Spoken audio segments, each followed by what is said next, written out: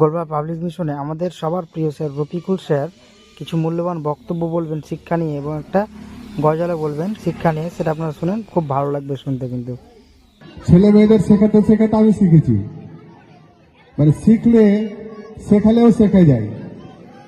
এটা শিক্ষার একটা বিশাল অবদান। আপনি শেখাবেন, আপনিও শিখতে পারবেন। এটাই শিক্ষার একটা মহামূল্যবান দিক। তা আমি ছোট্ট করে বলছি,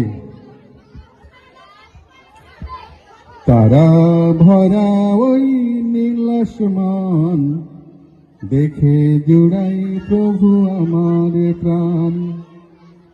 তারা ভরা ওই নীল আসমান দেখে জুড়াই প্রভু আমার প্রাণ। তারা ভরা ওই নীল আসমান দেখে জুড়াই প্রভু আমার প্রাণ।